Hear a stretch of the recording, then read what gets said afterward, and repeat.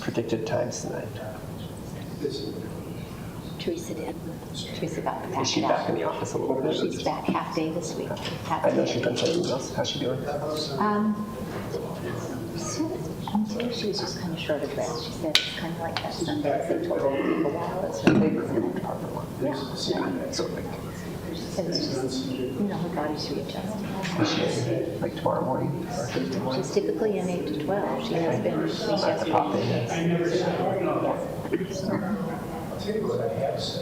It's 5:30. Let's bang that gavel. Get out of here. Just smile, I guess. He's telling me what to do. Who? You. I'm your vice chair. Your vice chair. I'm supposed to help keep you on schedule.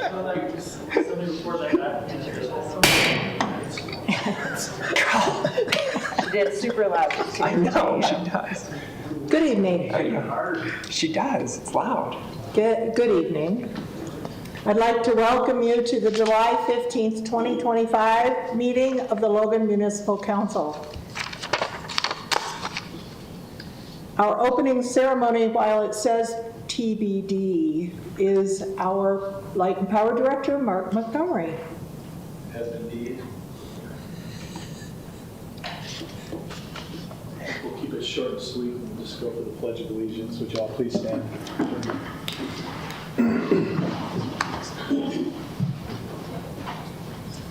I pledge allegiance to the flag of the United States of America and to the republic for which it stands, one nation under God, indivisible, with liberty and justice for all.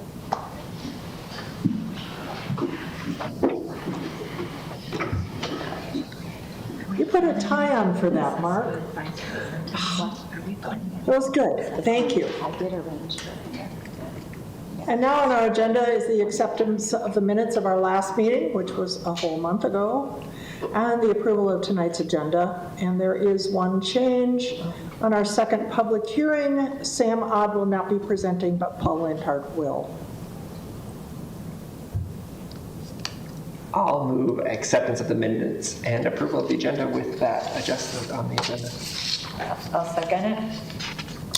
And we have a member on the phone, so we will be doing everything by roll call vote. Mark? Aye. Ernesto? Aye. Mike? Aye. Amy? Aye. Jeannie, aye. Motion's approved. Our regular meeting schedule is the first and third Tuesdays at 5:30 p.m. Our next meeting is August 5th, 2025. We now have an open mic opportunity for individuals that have questions or comments for the mayor and council that are directly related to what we do. We ask that it not be political and that it not be something esoteric that we can't do anything about. And if you would come up, you may state your name, where you live, and take 3 minutes or less.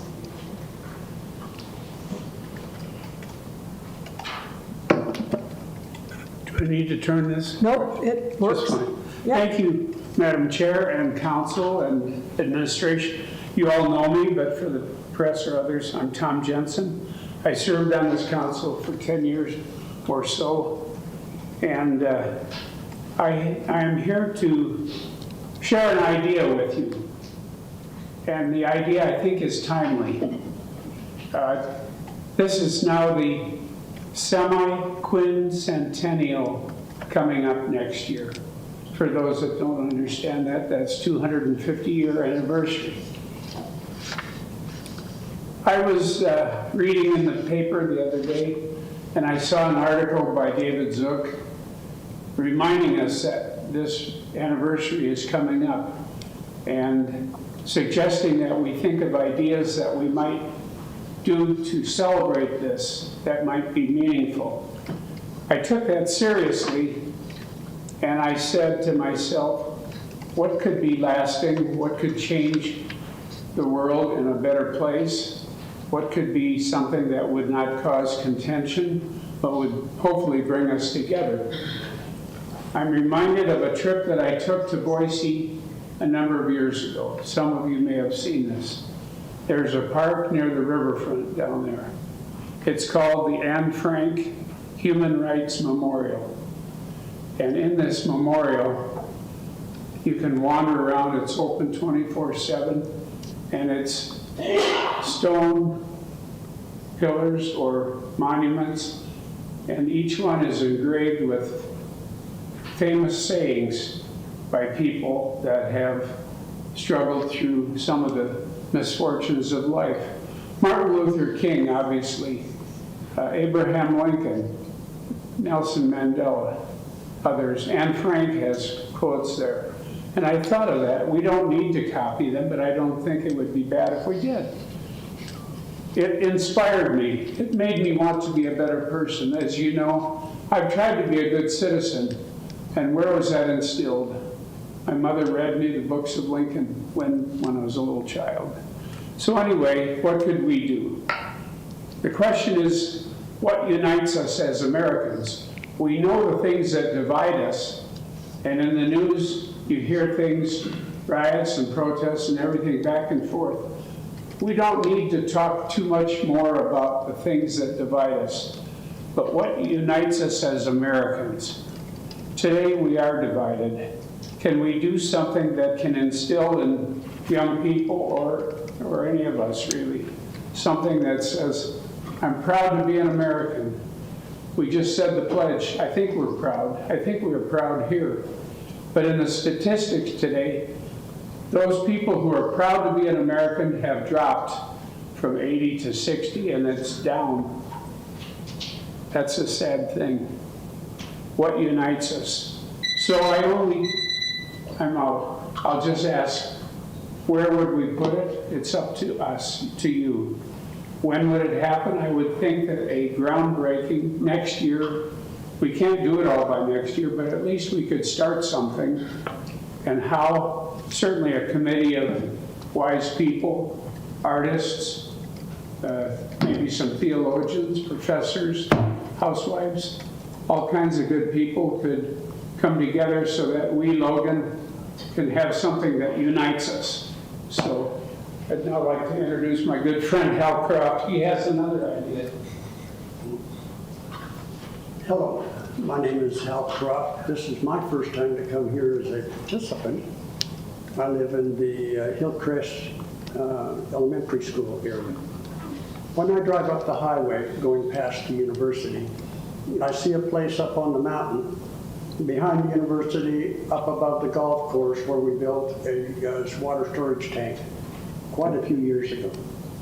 When we made that, we had to dig back into the mountain deeply in order to make the footprint for the water tank. Then after the tank was done, they rolled strips of burlap down over that scar. And shortly, within a week or so, that burlap just blew away. And we've had that scar up there on the mountain ever since. Every time I drive up along the university, I think of that. And I'm just wondering if the city would consider redoing a landscape over there. I talked to a contractor, and he said that wouldn't be expensive. I talked to a county extension agent, and he said there's numerous plants that could be easily planted and would survive on that steep slope. So I'm asking for you to consider a project that would repair that mountain. I noticed that the Bonneville Trail has pretty much healed itself of where we cut that trail through the mountain. That spot above the tank could be healed just as easily. So I'm asking you to come up with ways, provide funding. It should be within a few $1,000s, and consider that as a project. And then tell me how I can help. If I need to do something among the community, or to keep it alive, or to go out and get bids or something, I'd be glad to do that. I left my name out on the sign-up sheet with my email address. Thank you for your time. Thank you. Thank you. I'll just say that he was the Logan handyman, so he knows how to do everything. Thank you. Thank you. Thanks, Tom. Anyone else?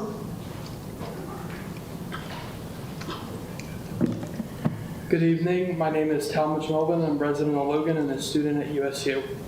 I'm here tonight to raise awareness about a growing threat to the public lands that define our region's identity, economy, and quality of life. In the past 2 years, federal and state lawmakers, including Utah's congressional delegation, have introduced legislation and pursued litigation aimed at transferring or selling our federally public lands. These lands, like Logan Canyon and our nearby national forests, aren't just scenery. They support a recreational economy, protect the watershed, our watershed, and provide access to nature for people of all backgrounds. Losing them would be a generational mistake. Summit County passed a resolution last month opposing similar efforts, and I believe Logan should join them. I want to be clear that I'm not saying that the city of Logan needs to formally oppose every proposed sale of federal land. Rather, I'm asking the city to consider adopting a resolution that expresses support for continued public use and access to these lands and ensure that they are protected to some meaningful degree. I've kind of been working on this and I have a list of ideas, and if anyone would like to talk to me about this at some point, I'd love to have that discussion. Thank you. Thank you.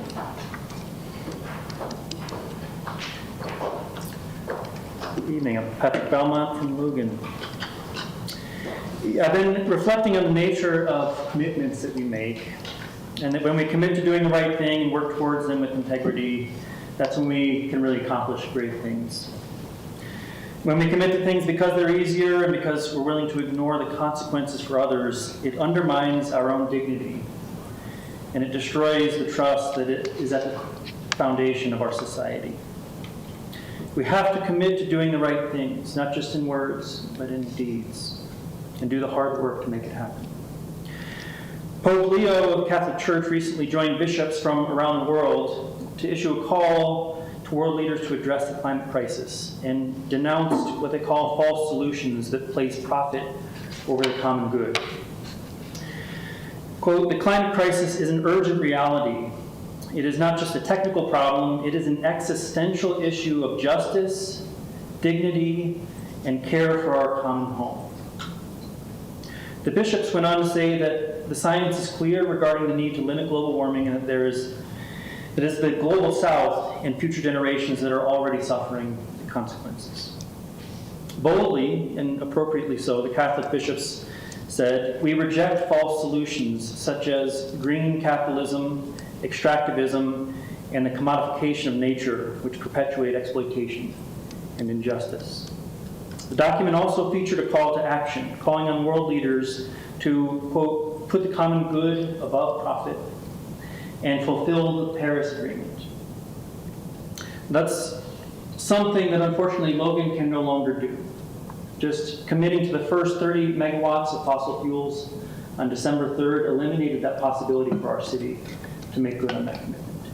And then we piled on with another 15 megawatts of fossil fuels. I ask you to reflect on that.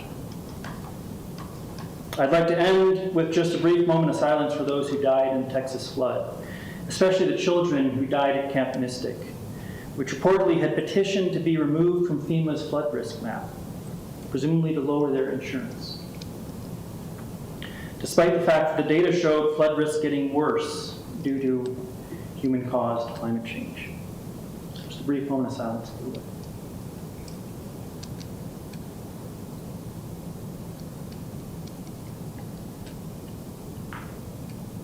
We can see the outcomes when we ignore the science. Every bit of carbon pollution makes it worse. Thank you for your time. Thanks, Patrick. Thank you. Thank you. Hi, Jeff Schmaller from Logan. I wanted to, wanted to tell you about a little experience, personal experience I had about a week and a half ago as I was coming back into Logan from a job that I was doing in Smithfield. It was on Main Street. I tried to avoid Main Street at all costs, even though I only live about a block and a half off of it. Anyway, I was coming back.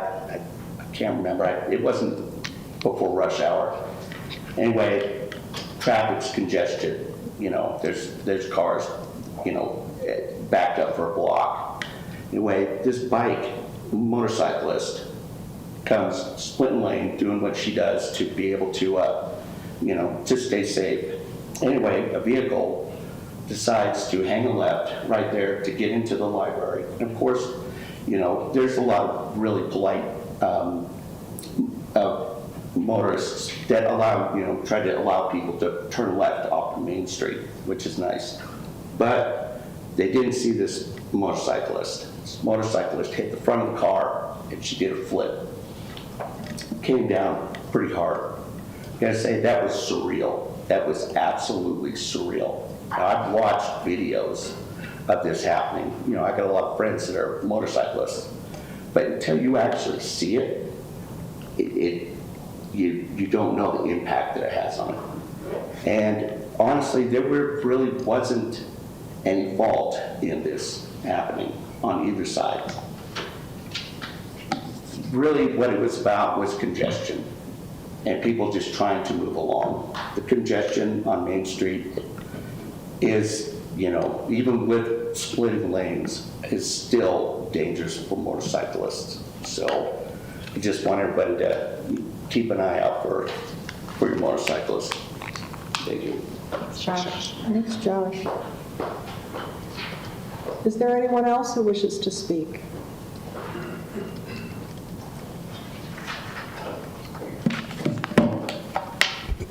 My name is Mark Lunt. I'm here from Logan, and I'm here to ask you to allocate some RDA funds that I understand are available to hiring a consultant, or more accurately, providing funds to the newly formed City Center Business Association to hire a consultant. Former downtown groups, several of us were on the board, and we voted to do that previously, and they never got around to it. And I just think it's very important to do that. The new group has a lot on their plate, and I really admire Jeannie Anderson, the Chamber of Commerce, to take this on. She does a lot, and this is another hornet's nest. But I think an outside consultant could help tremendously with pulling the different groups together, such as the Center Street groups that do the incredible events, such as the Pumpkin Festival, the Latin Festival, the Art Beat Festival. But there's also Church and Federal that's kind of doesn't have great representation. Restaurants and bars don't have representation right now. There's also, fortunately, there's a lot of residents downtown now, and they don't have representation. And I think with the limited funds that were provided to the new group, they just don't have the resources to go out and do that work. And I'm not sure that they have the expertise. I think Mr. Anderson is working remote. I know he's spoken with some consultants that specialize in downtown, and they've looked at several different cities and how they work, and I think it could really jumpstart the new organization and buy it some time. My understanding is the previous group received close to $500,000, and I think this would be just 3 to 4% of that funding to help this new group thrive. I don't know what could possibly be a better return on the investment on those RDA funds. So I hope that you guys would consider that. Thank you. Thanks, Mark. Thank you.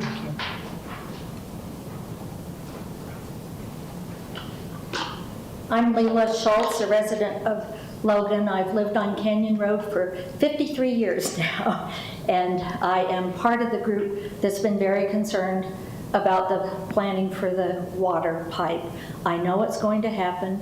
I think everyone in our neighborhood accepts that, but we're asking, pleading for some modifications to the current plan to have an improved sidewalk on the south side that could be a continuation from Memorial Park to the steep dugway, which is a barrier to anyone crossing. And I know there's still a consideration of a sidewalk on the north side, but geology experts say do not cut into those slopes on the north side of Canyon Road. There are two major pinch points that you'd have to cut into. You will start landslides. There's lots of documentation. I've been a botanist for 53 years of my professional career, and I know by asking people who know more than I do that those trees have only reached their half-life. and that they would survive a cut to put a water pipe in as long as it doesn't go right up to the base of the tree. In some places, it would need to. But there are trees that could be saved and safety that would be improved by having a safe crossing from Crockett to Memorial Park with a light or flags.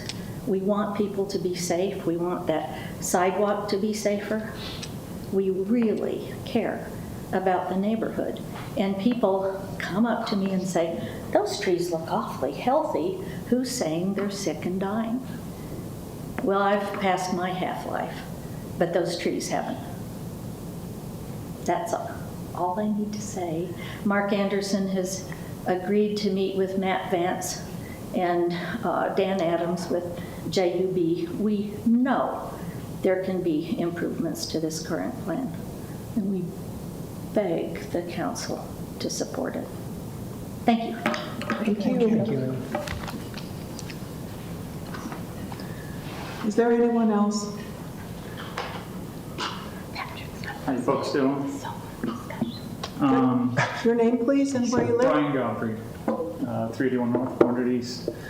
I'm here because, and I think I'm pretty late to the conversation, but I want to bring up the Logan Rec Center and its discontinuation and access to members of the community. Well, I guess I'll just read what I wrote so I don't go off script, but my understanding is that, you know, for the past 48 years, there's been a partnership between the Parks and Rec Center and the Logan City School District to provide access to families, men, women, and children to the facilities that are there. And so I find myself curious to understand what changes have occurred at the Logan City School District that would necessitate a change in that 48-year relationship between Logan City School District and the members of the community that support and not only attend the school but support that district in every facet. As a Logan citizen, and also as I'm a former rec member as well, I'm trying to understand what logic was put into shutting down a community center that provides membership to, based on my numbers, at least 10% of the community. So let me walk you through those numbers. There are 55,000 citizens in Logan. There were 2,240 memberships purchased at the Logan Rec Center. Those are split between individual and family memberships. On average, Cache County has 3 people per household. So that average comes out to about 6,700 men, women, and children, or about 10% of Logan that was using those facilities, and they no longer don't have access to affordable gyms and facilities for their children to play at and for them to work out at. So with that said, about 1 in 10 of every Logan City citizens is now affected by that. And I know I'm late to the party. I'm sure because I'm sure this conversation was had months ago or years ago, but I still believe there's an opportunity for the City Council and Mayor Daines to help these citizens. And coming at it from an affordability standpoint, I think, and I don't have the numbers on me, but I know the city has. Your 3 minutes are up, so you need to sort of finish up. I understand that. Gonna keep it going. All right. I just would hope you would reconsider. I think this decision is affecting groups of the community that are not being represented generally in city council meetings, who aren't here right now. and I would really appreciate if you could consider making a change, because I know a lot of you in your careers are focused on maintaining that healthy lifestyle for each of the members that you represent. And so I really appreciate that, and that's all I have to say. Thank you very much, Brian. Did you Thanks. sign in at the back with your email? I will. Okay, thanks. Thank you. Thank you. Is there anyone else who wishes to speak? Seeing no one, I will close the public hearing. Bring it back to mayor and staff reports. Great, I only have one item this evening. I am asking the council to ratify the Wilson Neighborhood Council Chair. That is Matt Vance. He was selected as the chair in a steering committee of the Wilson Neighborhood meeting. So, again, he is willing to serve. Matt Vance, I'd ask for your ratification. I would move ratification of Matt Vance. And I'll second the motion. It's been moved and seconded. We'll roll call vote it. Amy? Aye. Mike? Aye. Mark? Aye. Ernesto? Aye. Aye. That's That's it? everything, thank you. Okay, we'll move now to council business. The first item is always me giving you a report on Planning Commission. Planning Commission has been busy with short-term rentals still. 2 were passed last Thursday, one at 1406 West, 2025 South, and another one at 375 West Center. So you're aware. The other thing that Planning Commission worked on was a critical lands overlay change that will come to the council for our conversation.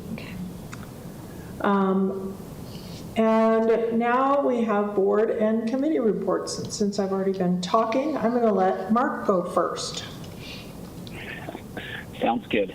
Since I'm calling in, I'll try and keep it as brief as possible. Golf Advisory Board did not meet. They usually take a break during the summer during their very busy season. Economic Development didn't meet. Solid Waste did not meet. But I did spend a couple meetings with the Cache County Recreation Center study, since it was just brought up by our comment. I'm on that steering committee, and they have closed the survey for public input. There will be many other opportunities for public input, I'm sure, as the process goes along. But as they do the study, they have come up with data on how many people are interested in a county-wide recreation center or centers.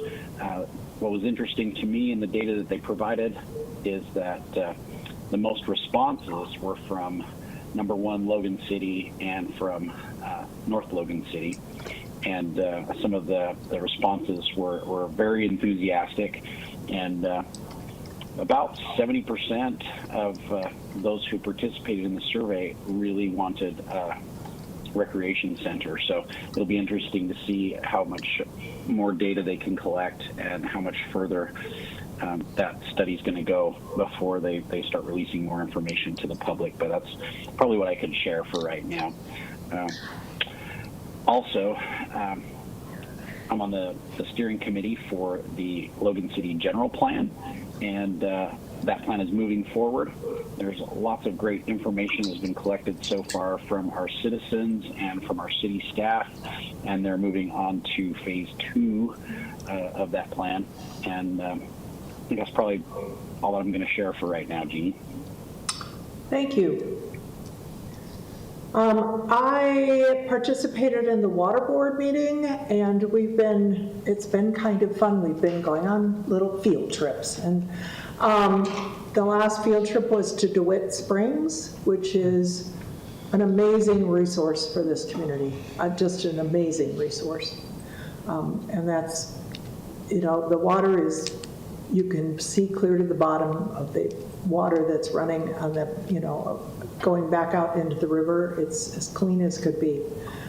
I participated in a conversation about Canyon Road and where we are with the engineering.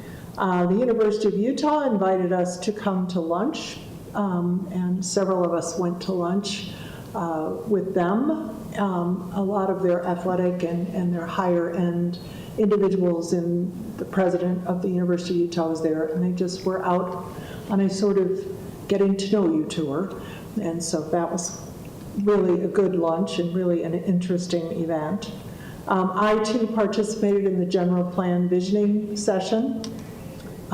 We had the opportunity to make suggestions and corrections, and that was an interesting exercise. I had a meeting with one of the neighborhood chairs, and I attended the Airport Authority Board meeting where we heard the history of the airport. Many of you know Val Potter. His wife's father and grandfather were instrumental in starting the airport, the Logan Cache Airport. So it was a very interesting history. And we also talked about the Airfest, and I don't know how many of you had the opportunity to go, but it was wildly successful. So wildly successful that they kind of took a deep breath and went, whew, we've got to plan a little better. So they won't be doing one next year, but they're going to do it in 2 years. So, and that's what I did for the past month. We will be holding a Truth in Taxation public hearing on August 7th at 6 p.m. in the Logan Council Chambers, right here. If you would care to speak on the proposed hike in property tax, please come and share your view. And finally, item D, in March, we asked the council asked the mayor and Mark Montgomery to complete a feasibility study that would add not less than 15 megawatts of solar capacity, including battery storage, at a location or locations within Logan City. And Mark is here to present the report.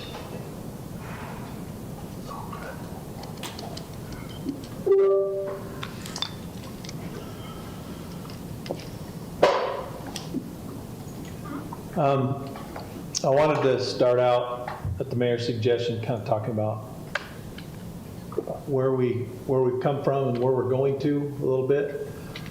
I wanted to mention the legacy carbon-free power products that we have now. Pleasant Valley Wind, we've had that for a long time before I got here. There's of course the Colorado River Storage Project, which is hydro, and I've got the different amounts that we're contracted for. I will say that the CRSP resource depends on how good of water you are having. They do make available to us power. They call it outside WAPA, outside the Western Area Power Authority. So if they can't get to the 22, they say, okay, we only got 16, but here's 8 more you can buy, or 6 more. Generally, that's kind of market rates. But typically, it's a little better because they envelope the transmission fees with that. And it could be anything. It could be coal, natural gas, wind, solar, whatever. Then, of course, we have our own local hydro, and that is very subjective according to run of the river. 7 megawatts, we'd have to have everything working in a full river flow in the spring. You know, we can get that, but this time of year, it's a few hundred kilowatts. It's not very much. So Mark, as a point of reference for those who might be watching, how many megawatts of power do we use in a day as a city? Right now, as we're getting into the hotter summer months, we've hit our highest of the year so far, and that was just under 97 megawatts. In one day? In one day. Well, that's your peak, right? If everybody starts turning on AC and running, whatever, we hit 97 megawatts of power coming over the lines. During your average, like our average base load shoulder month, we're typically around 60 to 65 megawatts. That's our burn all the time. That's what we do. And so these numbers are total megawatts, or? For those individual products. So we're using 94, and we're not going to get 20 whatever of those every day just once, right? Right, well, no, you're talking apples to apples there, so. I mean, you could, if we were able to get everything that's listed on this list, we'd have 2 plus 22 plus 7. So of the 95 megawatts, you've got, almost 30, a little over 30 megawatts of it. But that's from just those. one day. Well, that's every day, that's stuff, At like any given point, that's that's the what you're peak pulling. output of those. You're pulling 31 megawatts. Okay, it's not At the any total, given it's point. not the total output forever Not for and the whole ever. day, no. Okay. No, sorry, I didn't want to dive off into the weeds. A lot of people confuse megawatts, which is a capacity, with megawatt hours, which is how much you use over time. The easiest explanation maybe is a 60-watt light bulb. It needs 60 watts to come to it all the time. If you leave that light bulb on for an hour, you've consumed 60 watt hours of energy, and that's what you pay for. But you've got to have 60 watts worth of capacity to turn it on and leave it on. Okay, sorry, I didn't mean to No, that's all confusing. right. Everybody gets confused by that. It's not a problem. I wanted to talk about some of our recent projects that have begun production. Vale Heat Recovery, it was kind of on the bubble of legacy and recent, but for me it's fairly recent. And that's down in southern Utah, and it's harvesting heat off of a compressor stack. And with that heat, it turns a turbine and makes about 8 megawatts, and Logan City has about 1.8. We're the second largest share of that little production facility. Red Mesa Solar, you guys know about that. That's been fairly recent. Excuse me. 5 megawatts. And again, if the sun goes behind a cloud, it's not 5 megawatts, right? Or if there's a breakdown or something. Steel Solar I've got listed as 5, but it's really is closer to 6. We have 6 point something megawatts of that resource that's online over the hill next to Nucor Steel over in Plymouth. And then I've talked about a few of these as they've come. These are study projects that are still being worked on. Cove Fort Geothermal, we were able to get a hold of 2 megawatts of that. Fremont Solar and Storage, which is 10 megawatts. And then Uinta Wind, which is another wind project in Wyoming that is just kind of going through the study phases, and we were able to get 3 megawatts of that. So those are kind of coming down the pike, we hope. Any idea on timeline? Well, every one of these projects has their own challenges. I thought that I would have had a PPA for you to consider and to pass on the Fremont Solar and Storage this spring, but they've had struggles with the transmission studies, showed some deficiencies in the transmission in the area, so upgrades are being considered. And then you've heard about the transmission queue, the study queue. A very large chunk of projects in that study queue that were ahead of all these fell out, went away, and you'd think, well, they'll just slide up. No, they start over and redo the whole thing. So that's put all of these, every power project behind as they redo those studies, capacity studies at Pacific Court's transmission system. So why do they have to do that? Well, I mean, they got to make sure that they have the capacity on the wires going to, from wherever this project is to wherever, whoever's supposedly buying it, that they have capacity on the wires, right? It's like think of it as a water pipe. I may only have a 2-inch pipe, and I may have a contract for somebody to deliver me 2,000 gallons a minute.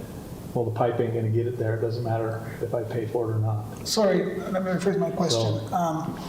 Why, if the other big project fell out, why does it restart everything else? That would be a question for Pacific Core. I don't know. I think just because they have to reconsider all of those transmission links and capacity. Because it changes the capacity that's on the wires, might be on the wires. So that's kind of what's there. And I was going to put a list of projects that had started and then disappeared, and it was a very long list, and I didn't. You're all familiar with a lot of those. Some of those are geothermal, some of them are solar, some of them are solar battery. So there's lots of projects that have started the steady phase but just never coalesced. I will say that one of our last board meetings, the guy that's chasing Cove Fort Geothermal with Ormat is the company that's behind it. he said that he feels like dealing with geothermal is like dealing with a dating app. You never know if they're going to swipe back or not. I feel that because I've had so many geothermals come and want me to, I've signed letters of intents and then they just, I guess I'm not handsome enough, so they don't call back. And he's having that issue with Cove Fort, but they're still going. So I think it's still a viable project. So. Can I ask, are those 3 all through UAMPS? Yes. Okay. And then I just this is the last slide I have. These are the feasibility options. You've all had that for a week. Those are the options that I considered. There may be more, but I didn't come up with them. I'm happy to take questions on anything you have on the feasibility study. Hopefully I can answer those. So you mentioned in your report floating the solar panels. Yeah, we've reached out a little bit because there are a few installations of that around, and but we haven't been able to get anybody to kind of answer back what that adds to costs. I would imagine it's a little bit, but. Well, it'd be nice to be able to use the lagoons for 2 uses. That would be really interesting. It would help probably too with some of the environmental I'm still issues. a little bit bullish on the lagoons. The little bit I've heard about the watershed opportunities there, it's not very organized at this point. Maybe it'll get that way, but It's just early. it is very early. It's early in the process, but I do believe it is. You think it's going to go? I think it You is. think it's 20 years? I think it depends upon, Solar panels? they've done the initial work on that PL 566 grant, and it is at the review stage at the government, and then it will come back for public hearing. But then that is just, that is not the funding and building it stage. Yeah. So whether or not that happens is up in the air.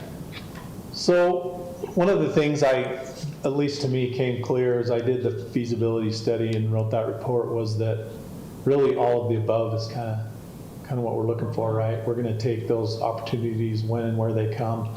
And they all do seem to be indexed out in their spacing, which might be a good thing because we don't want to get all of it at once, every one of those things to come in at once. So is there anything I read the entire report, of course, and is there anything in the city that you think we could do shortly? I felt like some of the battery storage was a possibility, but I don't know whether that has to be related to solar panels or...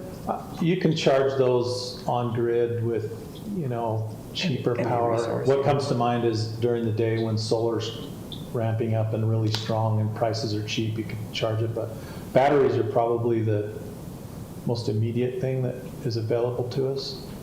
And where would those go? Would those go like near the substation? Yeah, we've got a couple of substations that have pretty good real estate around them.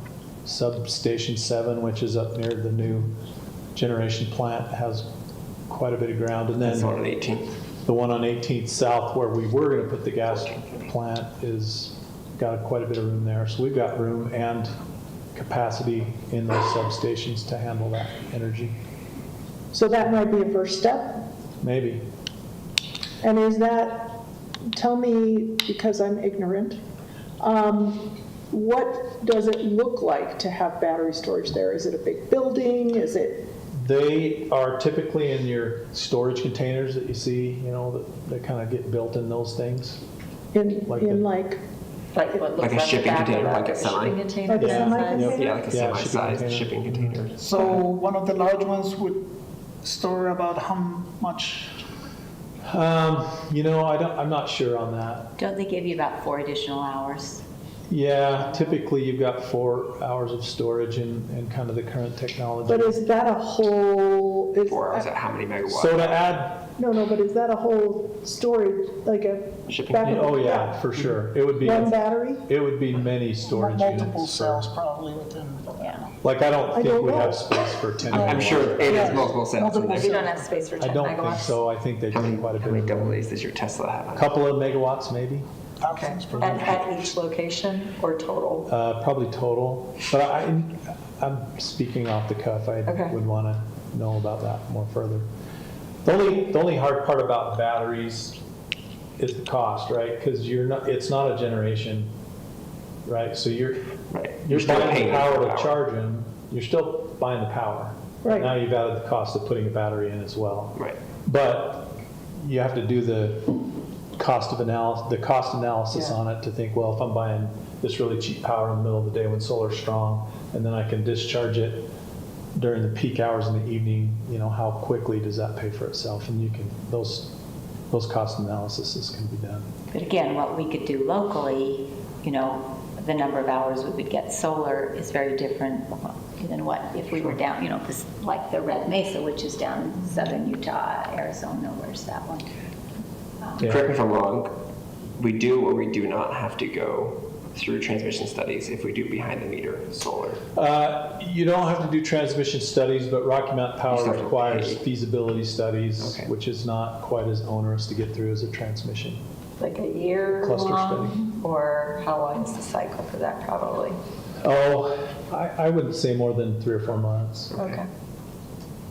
But And transmission studies are still in this 7-year-ish timeline. no, I don't think they're that. It depends on the area. Okay.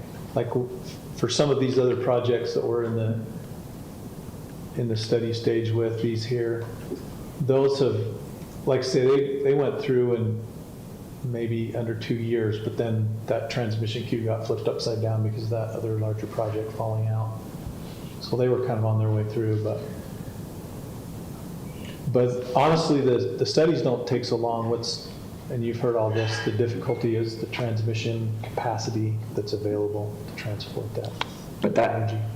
isn't really a factor if you're building behind the meter Correct. within your. Yeah, we just have to worry about our own capacity. Right. Wherever we're doing whatever we're doing. And so putting solar panels on the lagoons has some issue with transmission. We did a calculation on the existing wires and transformers out there. We think we can do about 8 megawatts out there without doing anything. If we do more than that, we'll have to build a substation. And how much does it cost to build a substation? Yeah, about $2 million. Okay. I mean, Mark, do you have any questions? Mark, I do not. Mark I Anderson. went through, yeah, Anderson. I went through the study very thoroughly, and I have a couple questions for Mark, but I will visit with him independently. Okay. it seems like you feel like battery would be the first step that you would It's be. probably the quickest. I would want to do some of those cost analysis to make sure it pays for itself.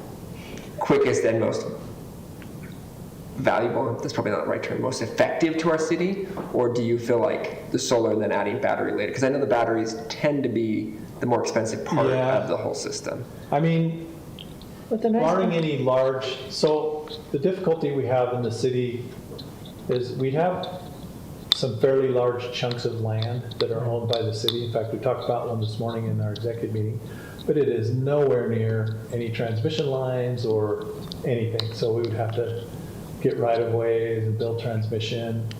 Or we have all these little tiny chunks, you know, like the roof of a new public works building, or maybe part of the rooftops of environmental, or, you know, whatever. We have these smaller, but it would take a lot to get those to add up to anything significant. Not to say that we shouldn't do that, but And so in your report. to you get to did- 15 megawatts, I don't know if we can Yeah, do but in that. your report, you talked about, does each individual building Right. put its own solar on, so it basically providing its own power outside of Right. the grid? So If we how many don't, panels would it take to do like the the new Public Works building, is it even feasible that they could provide their own power with the roof square footage? that's So up you're there? thinking the batteries then, so they, well, and again, that's only going to extend 4 hours after the sun goes down. No, I'm So- talking about solar put panels more on the batteries. roof of a new building. And I don't Right, think it's they're not far gonna enough in the provide design 24/7. Yeah. to Yeah. know. But I'm sure the building would be But big it's enough to supply its own power. It's good. It's only plugged. Yeah, it's gonna be a big building. I'm sure they could supply their own power. I don't think it Public Works would be pay for enough it. to supply its own power. It takes a take it lot out of of real Paul's estate to budget. provide solar energy. But it'll provide a big chunk of it. And so that was the point I was trying to make in the study, and I don't know if I articulated it well, but do we go in, for example, environmental is already existing. Do I go in and put solar panels on, work out some kind of a lease agreement with the environmental department, and then I put a meter on it so that I can meter how much solar's coming out so that I know how much to subtract from their bill, and Sure. you know what I Like mean? you Or do do we with just say, residential. hey, you guys should just put solar on your building and it'll make your bill a lot better? And it's still solar energy that credits to the overall city's portfolio. Well, it seems like sort of a good, let's see, it seems, I was going to say no-brainer, and that didn't really work. But the opportunity to place solar on a public works building or a large construction project seems to me to be a good statement by the city For sure. toward renewable energy. We put solar panels on the library. I know, and Yeah. that's on my list. I haven't yet asked Michael, but that's on my list for our next meeting, is to inquire and see, you know, how that's tracking, how that's doing. how We it's have working. some on the light power building, I'm just saying. And they just feed you. They Yeah, they just do. offset what you. And it's not very what you're much, it's a pretty small. But I just think it makes a good statement for us to do that, especially if we're building a new building. For us to be, you know, aware enough. Well, I of think, that. I think that up. those kind of cost benefits can show up fairly quickly. Yep. Like if they were to add them, I think they'd pay for themselves in 10 or 12 years. Is that quickly enough for you, Rich? He's like, oh man, this looks good kill. The problem is usually when we're trying to build a building, We're trying to keep we're the at our cost. we're at our last dollar. Yeah, And so the last million is the hardest to come up with, Yeah. not the first one. Let's do the we solar should panels make it- first then. Yeah, we should do the solar panels first. I fixed the problem, Mr. Accountant. Just move the, Eat dessert first. I do it all the time. I do it all the time. Thank you. That way you always finish your dessert. Well, I I have a couple think, more questions. go if that's ahead, okay. please. That's what we're here for. Do we know, how many acres are at the sewer lagoons? It's 600-ish, is that? No? At the sewer Five, it's like lagoons? 5. I thought it was like 200, Oh, I think it's. but only so many were available. sewer lagoon, how many acres are out there? Because there's 6. Do the calculations, Six. Paul, I see you pulling out your phone. But only a portion of it is supposedly planned to be used for the Logan River Watershed Project. In the No. discussions we had, they wanted it all. Oh, okay, I thought it was so- only like, So I think that there are some pieces of the sewer lagoon, at least 2, that will be maintained by environmental. Right, for backup. For backup. The rest of them, I mean, mind you, they have to be mitigated Sure. and all that other stuff. But it would be a perfect location for water storage for the valley. minus the sewer that was in it. And that's our question, it's like, do you go ahead and preclude that opportunity? And you highest don't know and if the best. Logan River Watershed Project will materialize and be funded. But I would like to tell you that it's going to be 7 years before you have the lagoons cleaned out enough that you can do anything. you have them environmentally clean enough that you could do anything with them at all. But that And you 7 can't years just apply to- cover them up with dirt. No, although Tyler did, I mean, as part of this Yeah. request, he actually did some core samples, and there really is nothing, No hazardous material. no on it. hazardous materials, so we're actually in pretty Any good rare shape on earth that. elements that we should use? That we can mine and sell. Depends on what you're eating. We wondered if there would be some mitigation, but at least. I'd say, so it for the wouldn't be 7 years of mitigation if we were doing solar. It might be if you were trying to store water. Well, I mean, you're going to cover them up. No, we'll just put them in the hole.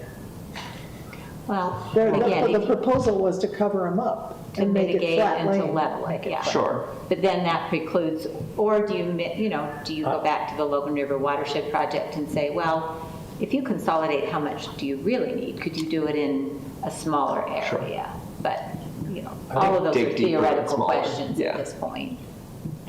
I just want to know if we would have goats out there Under the solar panels? under the solar panels. Do we have what else? Not if Yeah, there's goats. water, not if there's Well, water.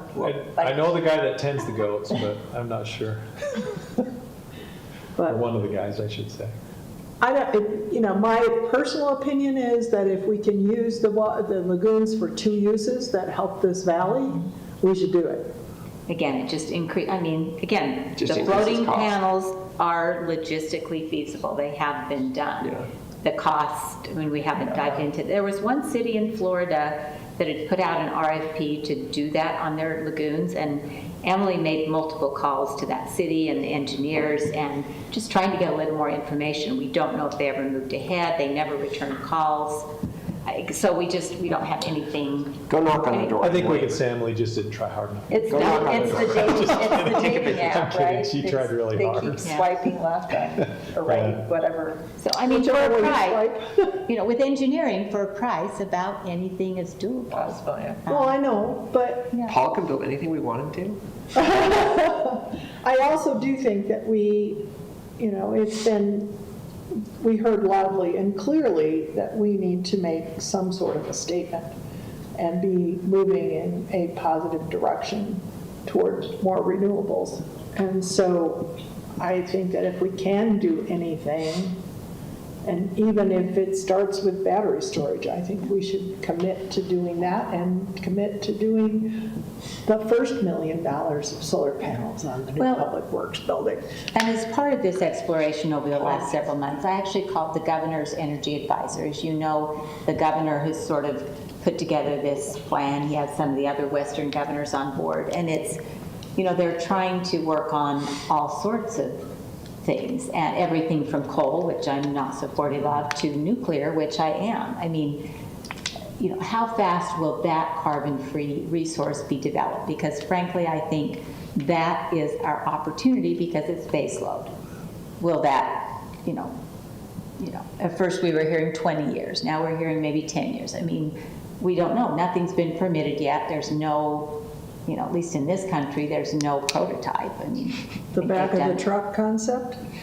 Well, there's different things. The small nuclear modular reactor, which UAMS was exploring, as you know, we got out of that particular project for Which a is variety of reasons. 40 feet tall. And Again, the governor, they've signed agreements with another company. Again, I'm reading mixed reviews about them, so who knows? There are efforts that are going forward. So, in the next 10 years, and nuclear will, be more expensive than solar, but it'll be base load. So what's also coming down the pike that we could potentially take advantage well, of? I know we can't do everything at once. Right. I totally agree.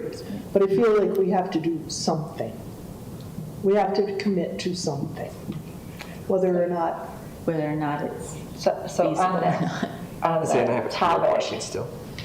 for the lagoons, we would still need to do the Rocky Mountain feasibility study For anything. for anything. So a question on that. Kind of cost. What do you need, what needs to be submitted for that, and what's the time frame for that, and what's the cost for that? So, do you do a feasibility study saying, if we wanted to do this, do you need mountains, do you need a plan, do you need everything 100% ready to go to do the feasibility? That's what I'm assuming. So Rocky Mountain Power won't do it unless it's going to be a viable project because they're buried with cluster studies and feasibility studies. It's not very expensive. We had to do it for the generation station that's been built on 1800 North. And I want to say that cost us $5,000 or $10,000. So it's pretty reasonable. But it's the lead up to it. And- You had to have all your ducks in a row. Yeah, you got to be prove like, it's- this project's going, this is how big it is, Here's this how we're is gonna what fund it is, it. this Here's- is who the manufacturer is. Okay, how we're going to fund it, all of that needs to be in place. So if we were doing battery storage, you have to do that same feasibility study? Yes, because potentially we could push that energy backwards into the transmission system. Okay, and if we were to put solar panels on top of a public works building, do we have to do that as well? I would say if the public works does it, no, but if I do it, yes.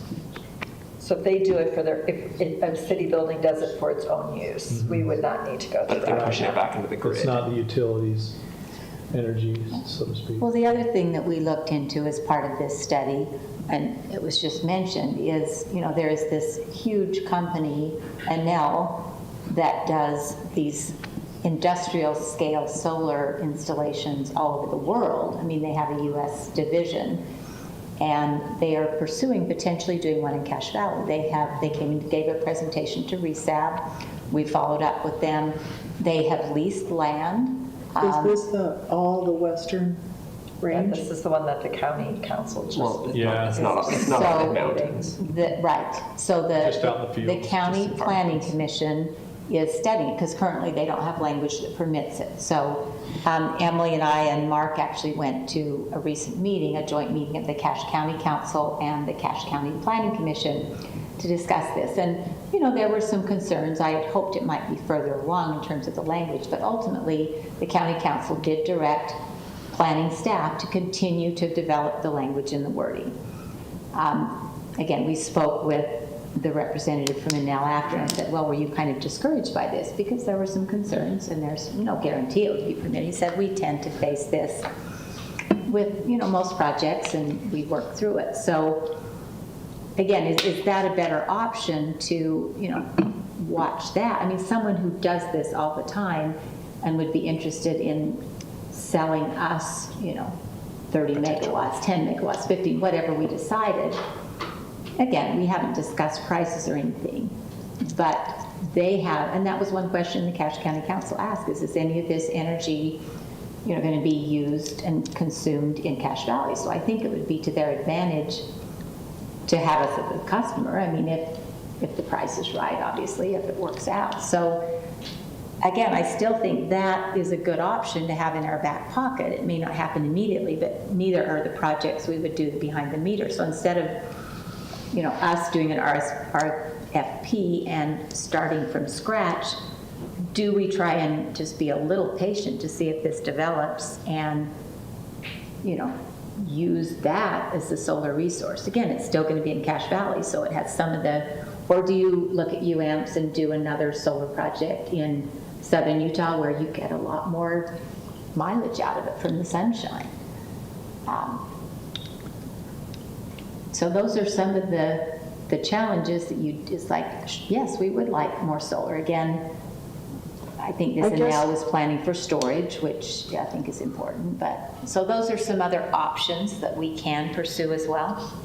So I guess probably, in my opinion, it comes down to, do we want to plan for it as it comes in the future, or do we want to do something that shows that we're committed to it and do it in a more short time frame, or do we just want to wait and see what comes down the pike? Well, I would be interested in just seeing the numbers on the battery storage at the substations. Just personally, I think that's seems like we don't know what that would cost at this point in time. So it's hard to say, let's make a decision on something when we don't know what it would cost. So to me, that seems to, if with given precious staff time and all of those things, that to me would make sense. I would be curious as to what that would cost and what it would provide and how much space it would take to do battery storage at those substation spaces. Because I agree, if there's going to be other sources that could potentially, totally outman what we could do behind the meter here with our own solar, it doesn't seem to make sense to invest in it. Better be a purchaser, but the battery is something, as you said, we could charge it and we can buy your power cheap just to have a backup, but that would be my thought. I have a couple more questions for Mark, if that's... Mark, okay. If we somehow move forward with doing our own installation of solar, is there something that says that it would end up being more expensive to do our own installation than to and sign up with an L or another UAM's contract? Well, to purchase panels and get them on is, for us to do it ourselves, that would be cheaper, right? Because we're not having another company need to make a profit off of us. Where the difficulty lies is the more expense comes from is just, for example, if we wanted to put 15 megawatts in at the sewer lagoons, we got to put a substation in. So there's another $2 million on top of the project. Or, but even with that, are we talking that now it becomes more expensive than just buying the power? absolutely. Yeah, Well, it can. yeah. You just need to do the numbers. Right, run the numbers. and does a company that's putting in a 150 megawatt installation, do they have economies of scale that makes it much better for them to do? Also with the tariffs that are being, a lot of these panels come from China right now. So what is the cost? And, there were tax credits for this. That's one thing that, and now the solar company is worried about. I know Senator Curtis tried to get he did get those involved in the big beautiful bill, but I say some of them are still there, correct? But I think Trump's issued For a an time. executive I say for the next order year or two, that's, right? but Didn't if June Trump of just issue an 26 executive that you don't order that wiped that file out. by then, So there are just a lot of unknowns right now in the solar industry, I think. And again, we can If work through it. I think you mentioned in your report, if a solar panel array were to be built in the solar panels, we could potentially remove them from there and move them to another location if needed. Is that correct? Yeah, once we purchase the assets, potentially they could be moved. Sure. Is that move super expensive to? It depends on, substations and where you go. well, yeah, again, it depends on locations, and then it depends on whether I can get my guys to do it or not. And if you've already built a substation out there, Yeah. that becomes, Right. Yeah, that's a resource. stranded asset. if we- but Do you feel like having solar or solar and batteries or just batteries behind the meter is beneficial for Logan City Light and Power, for the organization, for the reliability, for the infrastructure that you have? Or do you feel like it is more beneficial to look at simply purchasing power where available? What's your professional opinion on that? Well, one of the other limiting factors for me is that we run a very lean manpower ship, right? And there are not a lot, but there is some maintenance and other things involved in adding, a megawatt of solar or whatever. Then I've got to have guys that can take care of that stuff. Clean the panels occasionally. I'm really short on manpower. So in that sense, it's easier if somebody else either comes into the city boundaries and built one, and then we just did a PPA, or if it's something like an NL or a UAMPS project, to where that doesn't cost me manpower, it just costs me for the energy. So from an operational perspective, budgets aside, would you prefer or not prefer to have solar panels in Logan, just from an operationally engineering, like grid functionality? If I had to, does it benefit? Does it benefit us a lot in that aspect, or am I thinking there's benefits there that maybe aren't there as much? outside of kind of skirting the transmission studies, it's kind of sixes. Yeah, it's Okay. kind of sixes. Can I ask one more kind of hypothetical question?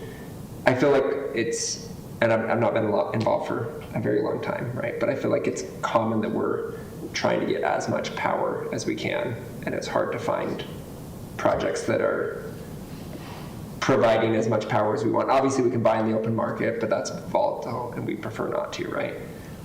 Well, no. Oh, okay. We do want to be open to some market purchases. Sure, some, but not. And I feel like the projects that we have on tap and then discussions of what we're talking about here set us up pretty well for the next 10 years or so. Okay. The problem with having too much resource, we talked about baseload power of 60 megawatts that we need to have all the time. Well, if we build out more than that, come the shoulder months where it's cool and sunny or whatever, we have all this additional power and you can't give it away. In fact, in some cases in California, they pay to get rid of it. So you don't want to cross that threshold, right? And that's where your open market exposure comes from. It's like, do we want to be exposed to open market, or do we want to invest in our own capital stuff and then give it away or pay to get rid of it? And it's hard. The 1 year we had 2 or 3 years ago, it would have been better to have extra. Yeah. But every other year since I've been here, it's better to rely on the market to carry you up to those needs. If we went ahead with, say, 5 megawatts or 10 megawatts of local solar, we found we have room to squeeze it somewhere, we can throw in a 5 megawatt installation. Would that make it so you're less likely to be looking at participating in future carbon-free projects that you're looking at because we now have that need taken care of? Or would we still, would that change your 10-year outlook on what you're looking to purchase very much? I don't think so. Okay. Because I think these are all staged out far enough that I think that'll kind of coincide with growth, load growth, and population growth in the city, and other assets retiring. Okay, Ernesto. I'm a little confused. Something that you just said about having to give it away or pay to. When we were voting on the recent power plants that we voted on, but we said that we would be able to sell it off if we had excess. So that doesn't sound like what you just said. There's a big difference between power generated during solar hours and power at night during peak hours. Base loaded. So that's where it's short. The whole country is short on base load energy at night. There is no shortage of power in the middle of the day. Or at least a lot less shortage. I shouldn't say no shortage, or California wouldn't have brownouts. So. So I should cool my house off during the day. So. Are there any other questions at this point in time? This is not a decision, so I think it's just, Can I ask one more? yes, Sorry. you may. We all want to be here all night, right? No, I have a party to be to at 7. Well. I'm being honest. You're not going to make it, I'm being honest. I just want a finance input. I'm sure you just modify this. Discussed this feasibility study a little bit, with staff. Do you have at this time, I know it's very, very early, I was just curious if you have a thought. Okay. No thoughts. I echo the mayor's statements though. And as the council's talked, some of the concerns I have, if you do a whole bunch of little stuff that add up to one big thing, the costs of running that one big thing are vastly different than the cost of running a whole bunch of little stuff. And so just take that into account as we kind of throw out ideas of what we want to accomplish. I also believe that partnering in on a really big project, our costs will be lower than if we are running it ourselves. They can buy it cheaper, they can run it cheaper, because again, they're running one big thing and they're selling off pieces than we can. So it's just something to consider. I also, just as we're talking about this whole concept, the one thing I really want answered is it better to build something here, or is it better to build it someplace else, even if we're the only one that's operating it, and then ship it here? And I'm not convinced it's better to do it here. In fact, I'm very suspicious that it's not. I've lived here, and some of these winters, I can't imagine we generate more than 0. Well, we know in Steel Solar over in Brigham, during January, there were, several weeks where there was 0 output. Well, and if I can think about it, we have the 5 megawatts across the hill here in northern Utah, and then we have 5 megawatts down in southern Utah, and there's definitely a difference in capacity factor between those two facilities for the same amount of capacity we purchase. At the same time, I do think there is value in diversifying the location of where assets are. And I do wonder, I understand there is that risk of lines being shut down if there's fires or things like that. And so this would give us a little bit more local resource. Well, it's the feed from Rocky Mountain, though, that shuts us down. Because, Yeah. again, a lot of our power comes in over the transmission lines. We don't produce that. I mean, it would increase what we might have, but again, Especially if you have battery it backup. doesn't really decrease Well- the wildfire risk. Because No, yeah, I'm not saying decreasing the wildfire risk. I'm saying the availability of the resource if all of a sudden one of the main lines that feed our supply are cut off. So, yes and no. No, in the sense that solar panels and batteries are a DC, direct current type of resource, and the power that we use every day is AC, alternating current. And you have to have the facilities to convert that DC to AC. And usually you can't do that without the grid. But saying that, we have generators that produce an AC source inside the city, both at SOC and then this new generation station we built. So technically we could couple that with the batteries and solar panels and get output from those that would benefit the city. I don't have any more questions. That engineering stuff just is, How else should you do video on it once? that hurts my brain. I will say that I really appreciate the fact that you have, I appreciate the fact that you've gone to all of this work. And it leaves us with a lot of, obviously, more questions than answers. But I think that, I feel like we should accept the report in some,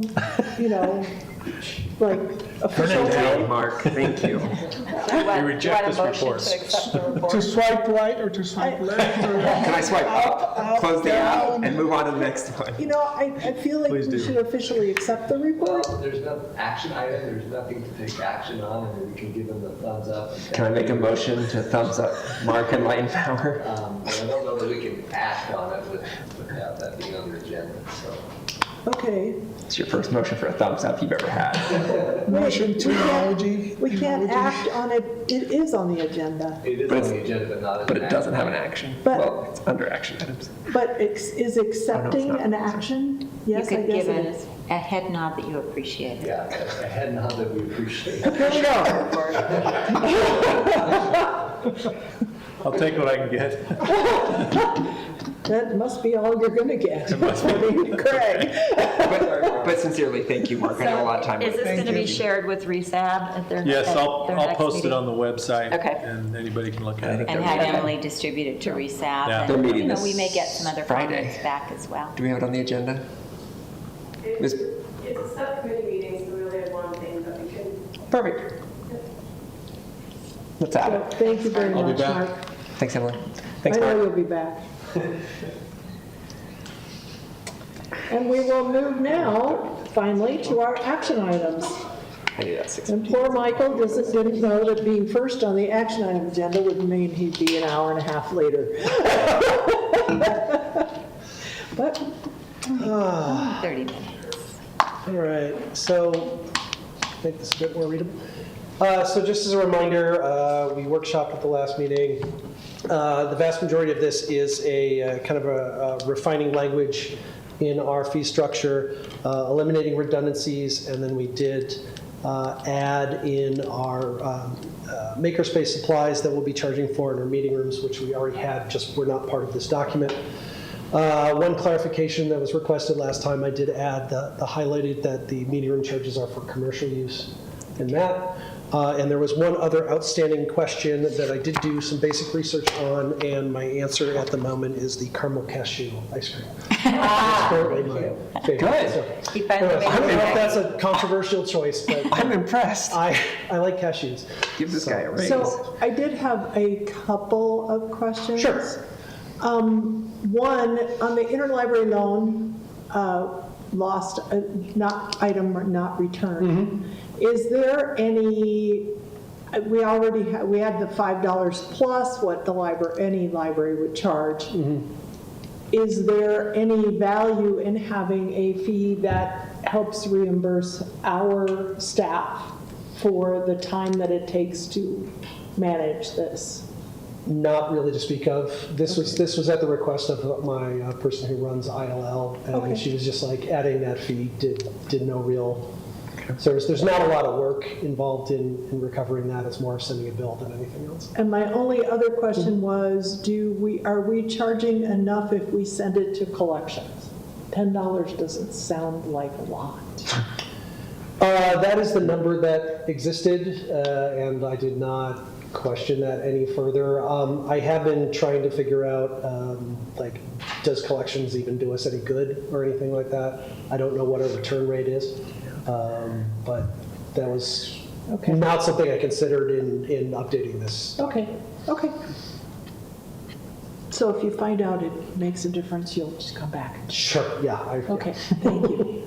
And this did get discussed 4 times at library board. That's what I was going to ask. It's crossed out. Yeah, it's came up at least twice, and theoretically next week would be approval by the everyone was library on board. board. Yeah, everyone on the library. Is there a board reason was you on crossed board that part with out this. then? Which part? The policy. It's just that the top, every other document has more of an approval thing down at the bottom. So for some reason, this document had that extra line, so just for consistency, I pulled that off. Okay. Any other questions? I'm just glad I went to get ice cream. This is a public hearing. If any members of the public have anything they wish to say regarding this particular item, please come to the podium, state your name, where you live, and take 3 minutes or less.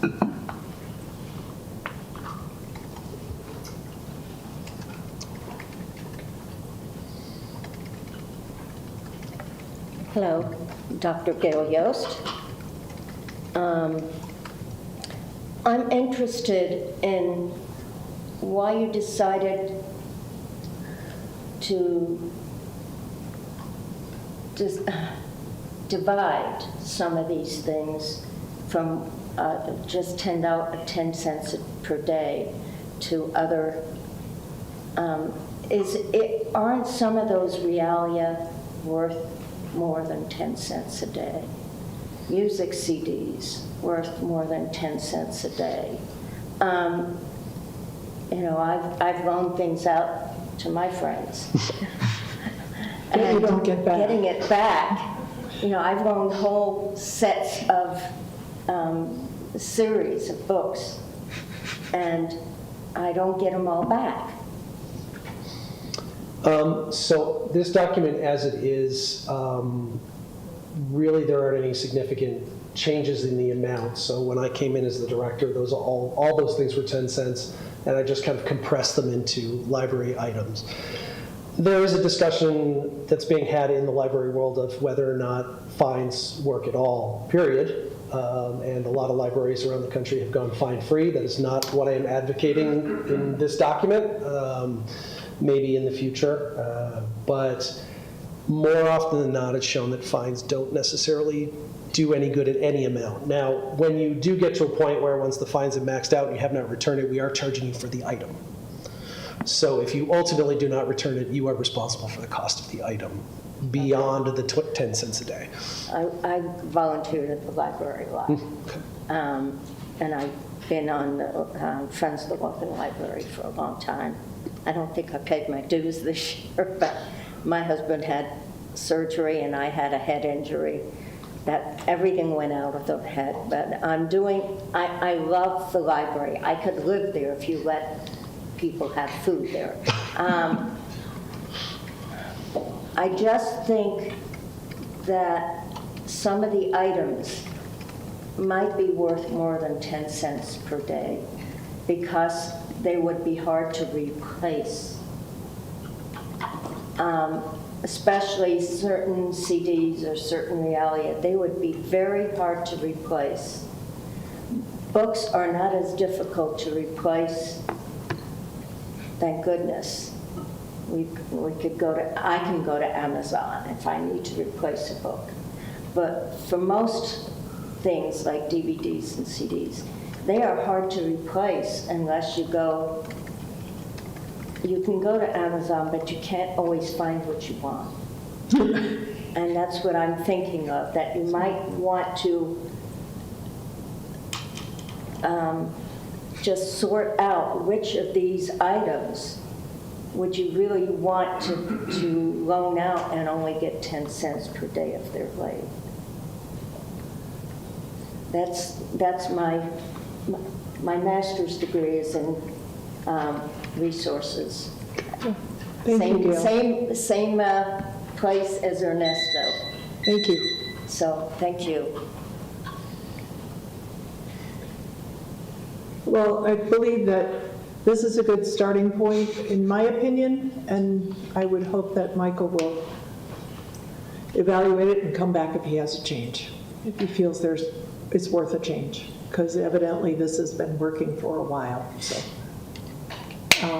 is there anyone else who wishes to speak to this? If not, I'll bring it back to the council for a decision. I'll move we approve resolution 25-25. I'll second that. It's been moved and seconded. We will do a roll call vote. Ernesto? Aye. Mark Anderson? Aye. Amy? Aye. Mike? Aye. Jeannie? Aye. Motion carries. Thank you, Michael. Our next action item is a public hearing. Paul?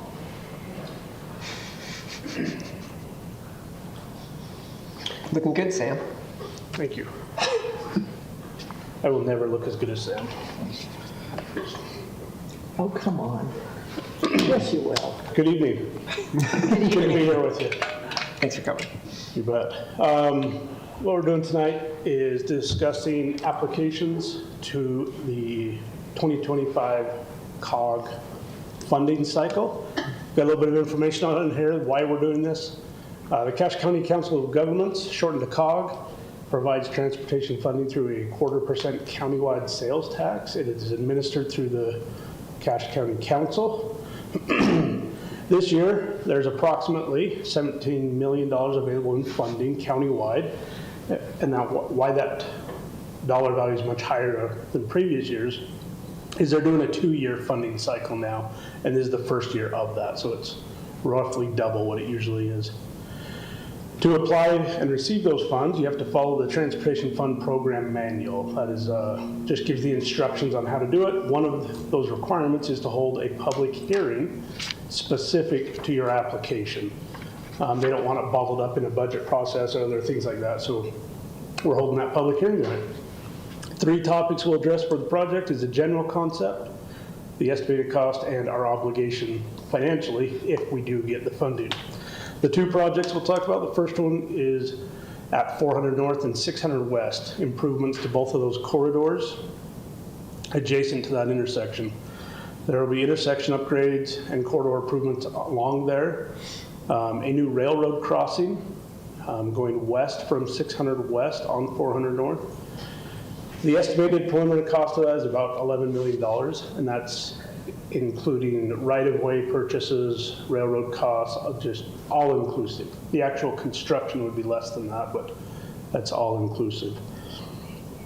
We submitted a letter of intent, and that's as much as we've submitted thus far. Our COG request amount in that letter of intent was up to $6 million for our COG application. Our obligation, the minimum obligation, would be 8%, or approximately $480,000.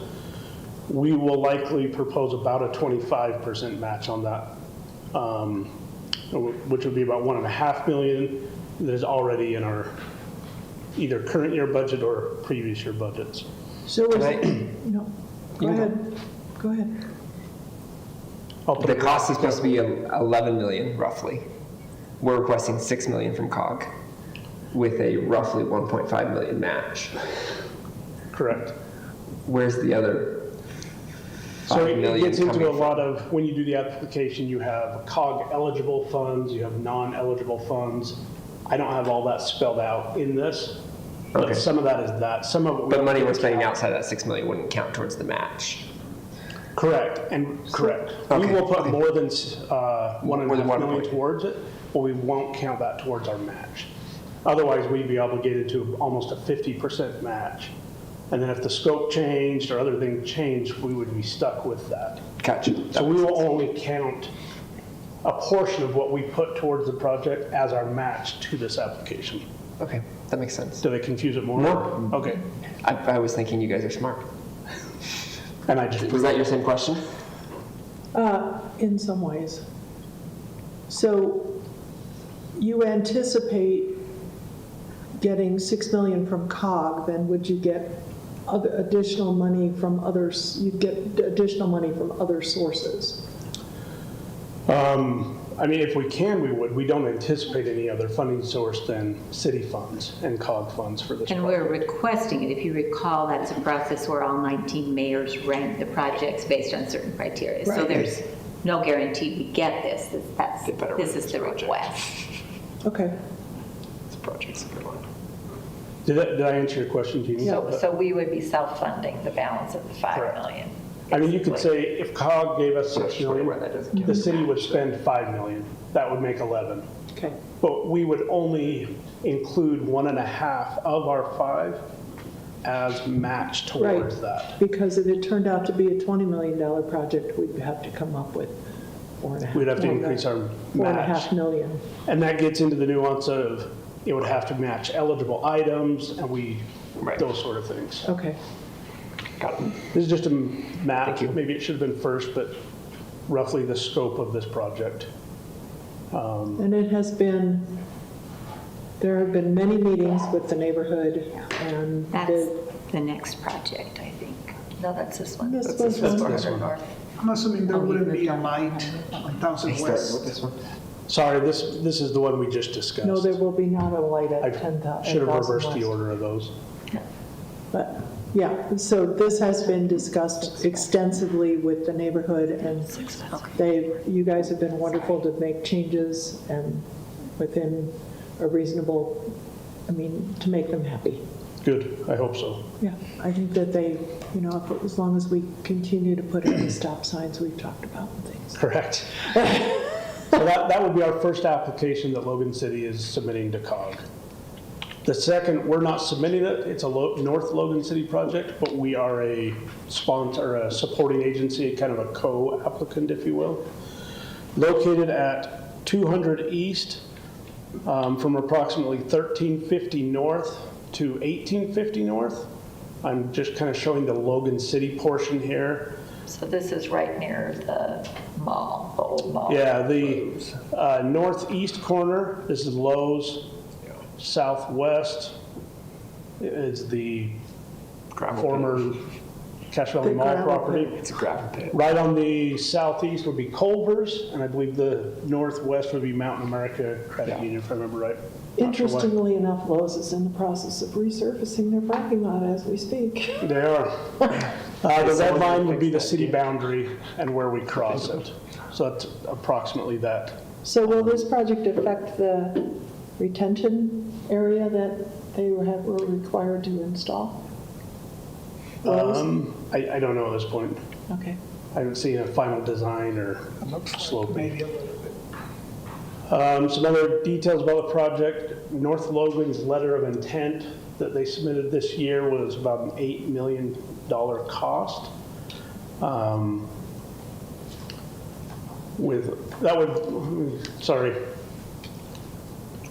They have some previous award money, so the total project cost would be over $1 million, but the COG requested amount would be $8 million.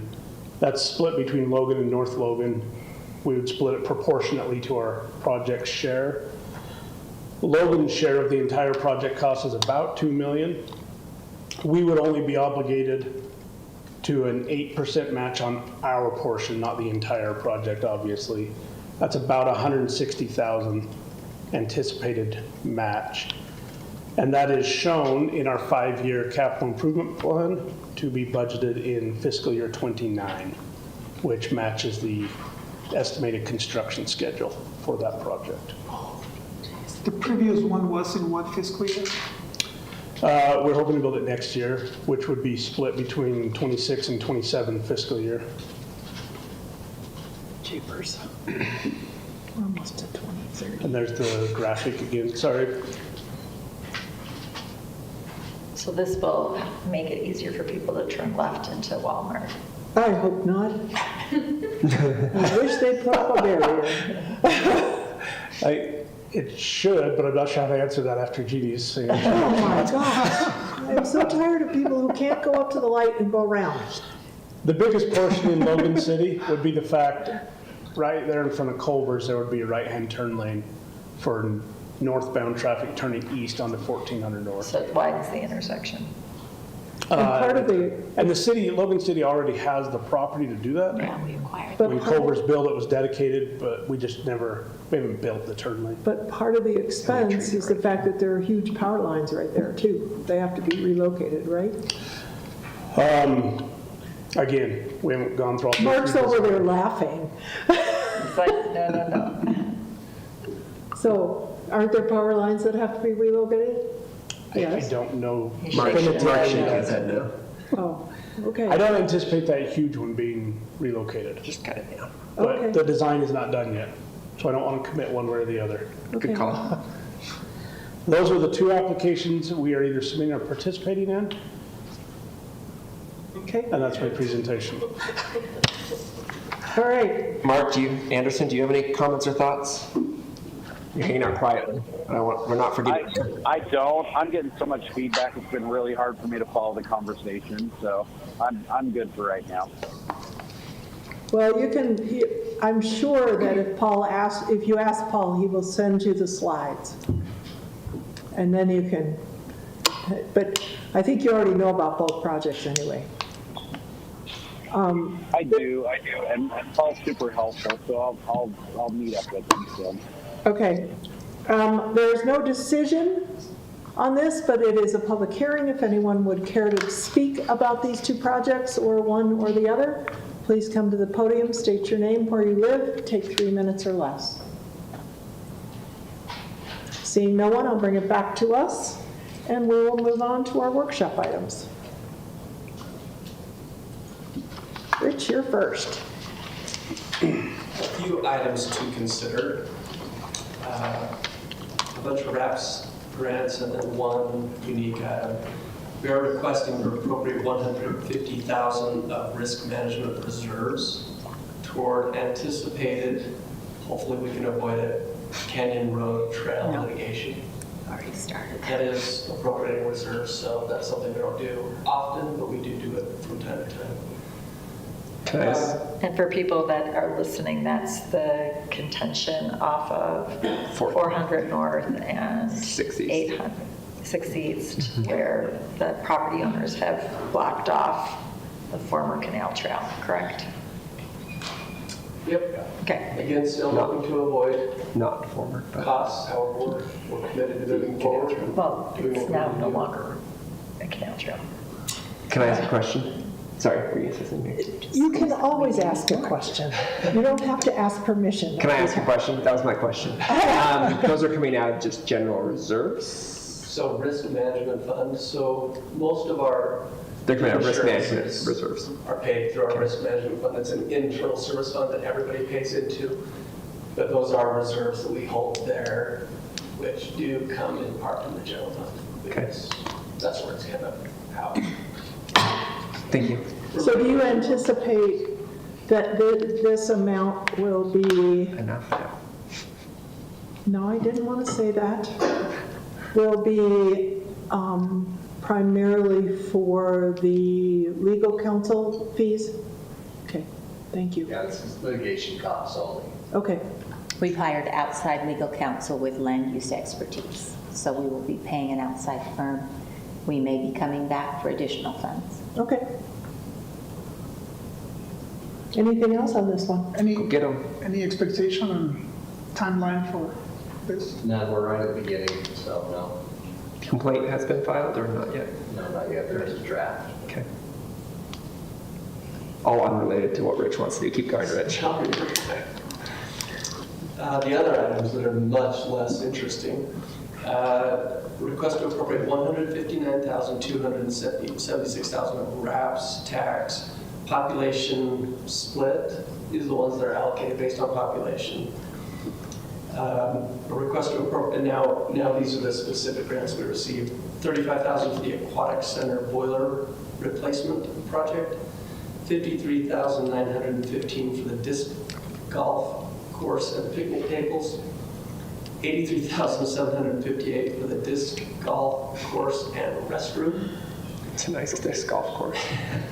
Yeah, seriously. And then $275,000 for the Main Street pedestrian bike underpass project. And that is all. We do typically bring forth these RAPS grants right about now. Anything that we received in a previous year but we have not expended, we'll bring those forward in August/September. So you can just plan on that. That's the big carry forward resolution that we're not quite ready for. We'll bring it in a couple months. Okay, At the end. thanks, Rich. Thank you, Rich. Appreciate it. Excellent. Mark, you're up. Again. Little does he know, I have 500 more questions. Hey, my wife just sent me the same text. Said And I'm what? 10 minutes She late. wanted to know if I was done. She said the agenda said I'd be done. So, council recall, we did a rate, cost of service analysis and rate study a couple of 3 years ago. And the recommendation was to do incremental rate increases over the next 4 or 5 years.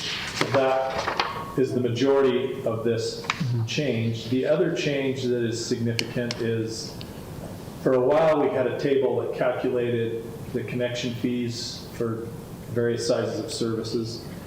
And costs were going up so fast and changing every month that we went to kind of a, let's determine which one they need and what it really costs and how many feet of wire they need and what it really costs.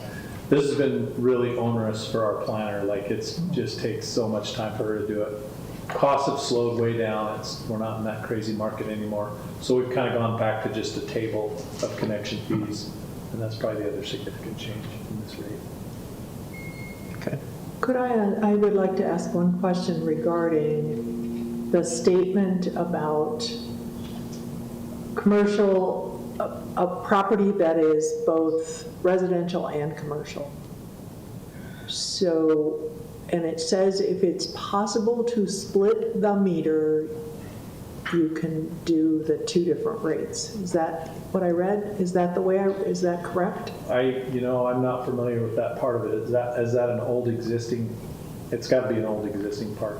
I would say that was true, and if they're unable to, for example, well, I don't have an example. We do have a few. Like live workspaces kind of thing? Yeah. Okay. And when we can't split them apart, I believe we go with the commercial, but I can't remember exactly. I was thinking of that. It says when a portion of a dwelling is used regularly for business, professional, or other gainful purposes, the premises will be classified as non-residential and the appropriate schedule applied. However, if the wiring is so arranged that the service for residential purposes can be metered separately, this schedule will be applied to such service. Yeah. So what does that mean? Well, on your street, there's a house that is also a commercial establishment. I know that. And it's a residence. I know that. That's why I'm asking the question. So I don't have any specific example, but if a guy was running a wood shop out of his garage and his garage had a separate meter, and that was a commercial business, then that meter on his garage would be a commercial rate, and then the meter on his house would be residential. So if you have a live-work place, like But- Tony just built a whole bunch of live-work places. How are they rated? And I don't specifically know how that building is wired, but if they're wired together, they'll be commercial rates. So, and if they're separate, then they'll have one bill for commercial and one bill for the residential. Okay. So can you split them after you have? It would just have to be taken on a case-by-case basis, because some places that would be easily done, other places would be impossible. Okay. We have every combination. Every iteration. you can think of, and then 20 more that we haven't thought of yet. Well, but I just wonder if there's a path for people. I mean, we want to increase housing as much as possible, and if people are able to live above their business or rent an apartment above their business, is it smart for us to provide a path for them to pay residential rates for that piece of the structure? I would think when they do the construction, they have that opportunity. What if to it's do it. old? Then they have to fall within this category. Or rewire their house. I think Amy is right. What we're really trying to do is encourage them to, when they construct new, through our rate structure, to kind of choose something that makes sense. But you're right, we have a whole bunch of stuff that doesn't, and we do the best we can to work with the homeowner. Remember, this is only the electric portion of that. they would have a water that would be hopefully not as complex, but possibly could be. And then also all the other services we provide. And keep in mind too, now with our short-term rental, they're not allowed to separately meter too. So they have a commercial component in their home, but it's their primary residence or it's owner occupied. So we would not want them to have separate meters. This would fly in the face of that. So I think it's going to always be a complex I guess I'm conversation. not understanding that. If I have a short-term rental and it's in my home, So like an ADU. like an ADU, Right. they can't be separately metered, right? Correct. ADU can't be Because separately metered. because somebody has to live in the residence. Right. So, But it's not a business. It's not metered as a business. right, that's true, because unfortunately we don't assume rental properties to be commercial, so we have to tax them at their residential rate. Yeah, I know, but we can have that argument as well, right? Yes. It's super complex and not getting any simpler as we move forward. No, but, yeah. Okay. What is the percent increase that you're, This is a 3%, and I will say it's not like 3% on residential, 3% on commercial, 3% on industrial. It's an overall revenue increase of 3%. yeah, because the rate on the actual rate, I calculated like 1.27, but then on the flat fee meter service is quite a bit more. So that's what you mean? You're kind of taking the increase altogether and calculating 3%. Okay. And, some rate classes are different than others. It's almost impossible to make those all the same. When you come back for the public hearing, would you be willing to bring what this will change on like an average residential bill with you? Yes. Please and thank you. I will do it. And I have Or you some, can do that if you want. Whichever he wants to do it. and I have a comment that kind of alludes Wow. to rates and the bill. We got an email from what do you call it, a suggestion of how to improve our bills. I believe you also got it, Rich? Rich was on it. Okay. Any thoughts that you would care to share on how we could improve our utility billing? So, any thoughts? I'm not sure which ones you want, but. Can I? The ones that improve the bill. Ernesto, is this, do you feel like related to Mark, or do we want to bring this up during other considerations? Under other considerations. Just so Mark doesn't have to stand there the Thank you, whole Mark. time. I think we should make a stand. I mean, okay. Okay. Are there any Sorry, more questions regarding the workshop item that need to be directed toward Mark? Not from me. Thank you. Thank you very much. Thanks for hanging out all day, Mark. It was a short meeting by our standards. We have now come to the part of the agenda called Other Considerations. So Ernesto? Hello, come get me. Ernesto, you have, we're not done yet, but. I'm sorry. Ernesto? Ernesto has, and I have two brief things. Yep. So I'll keep them brief. the question was, can we, and I believe we do, have the ability to improve the information, how we display or box the information in our utility billing? So that's one. The other one is the possibility of maybe creating a widget instead of the spreadsheet that currently is available for people to use. I feel like a widget would be way more usable on people that are using their phones and such, rather than the spreadsheet that requires people to download it and then being able to actually know where to put things. So Can I be really stupid? What's a widget? According to the internet, it's a thingamajig. I think Because I Googled it too. What is a widget? What is a widget? I'm referring to a widget as looks like a calculator, a little app that goes on a website. Okay. Oh, a helper. A thingamajig. A what? A thingamajig. A helper. That's what I'm referring to as a widget. Okay. Okay, That's okay. I Googled it too. because I was like, what's a widget? So, first of all, the specific I don't want to call it a complaint. Email, concern. Concern was that somebody couldn't quite calculate what their charges were. Our bill, we bill for more services than any other municipality I'm aware of, and that's nationwide. And that's confirmed by people who sell software who come in and talk to us and say, wow, that you bill a lot of stuff as well.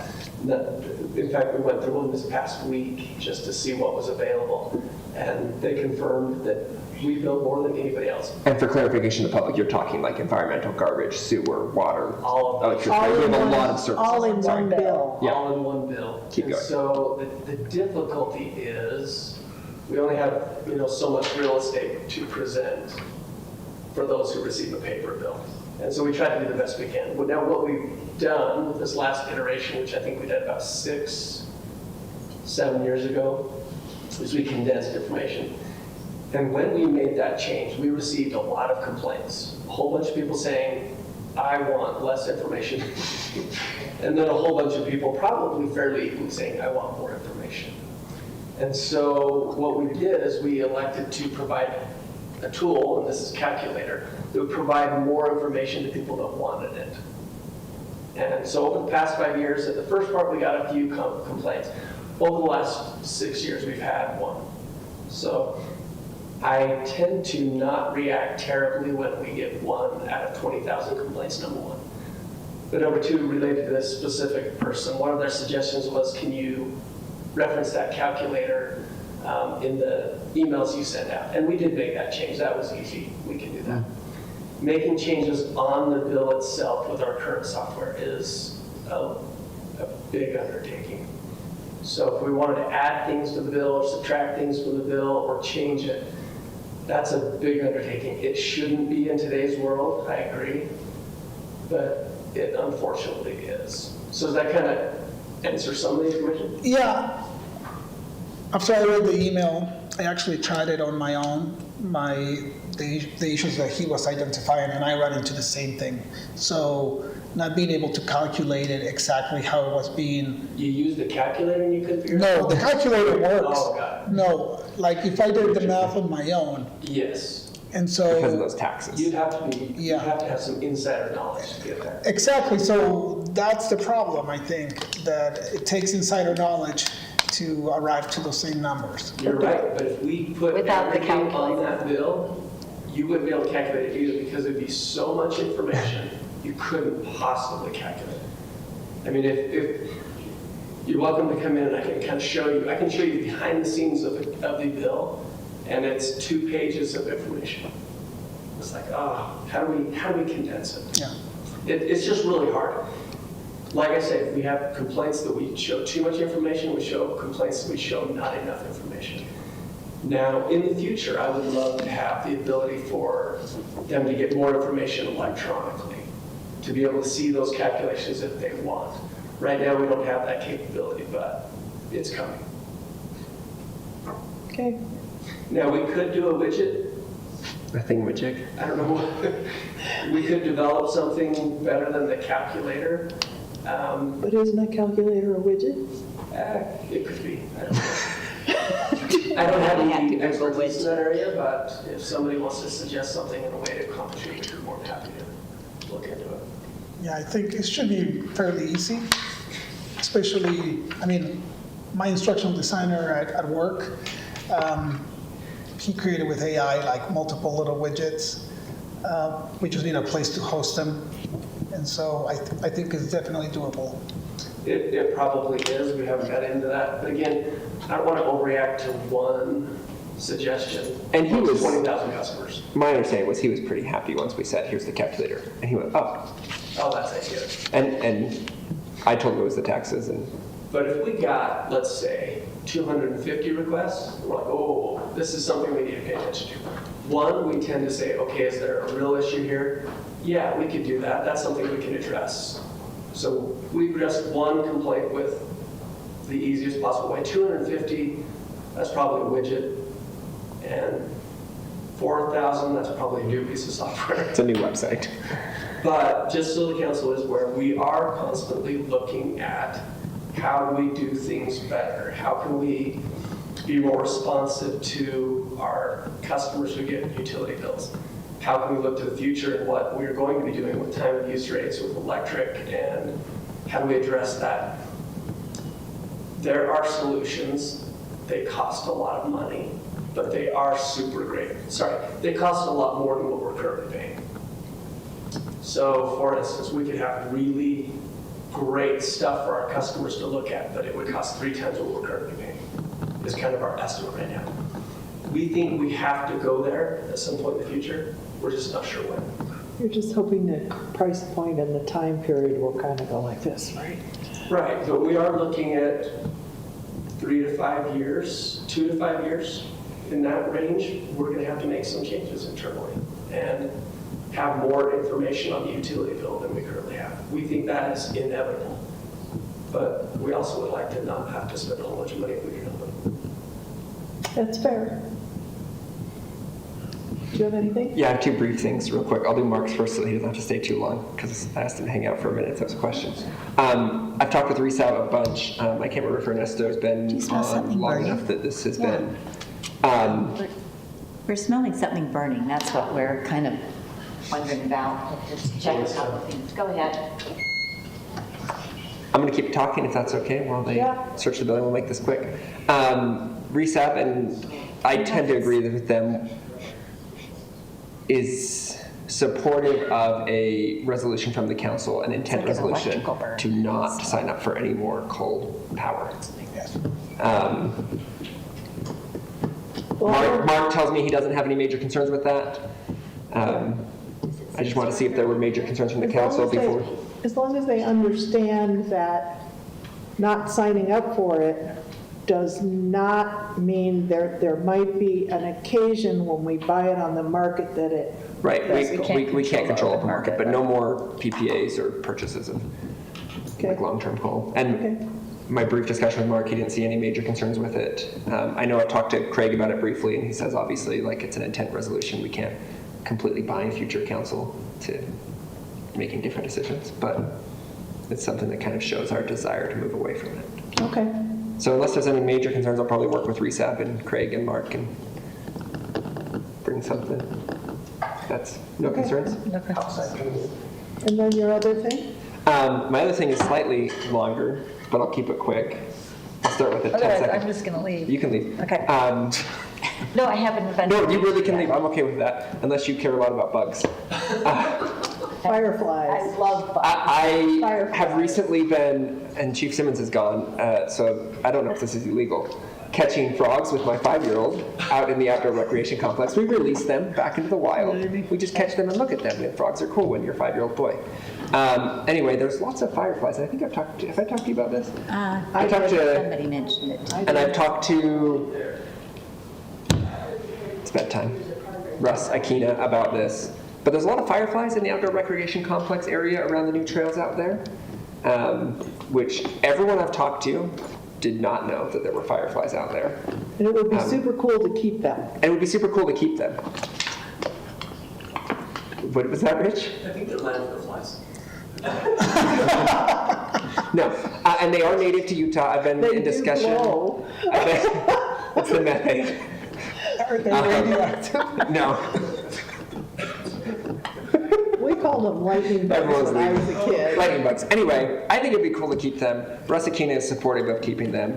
I've been working with some professors at USU to kind of come up with some like guidelines for the area, not to massively change the park, but like make maybe some suggested changes to lighting, no mosquito, certain schedules on mosquito abatement out there, possibly changing where a couple of the baskets are for the disc golf, and then Russ Akina says that we'll probably look at changing schedule on some of the mowing out there, which he, in my discussion with him this week, was supportive of. He just kind of wants to go through and figure out like what do we need to do and what don't we need to do, what's effective and what's not effective.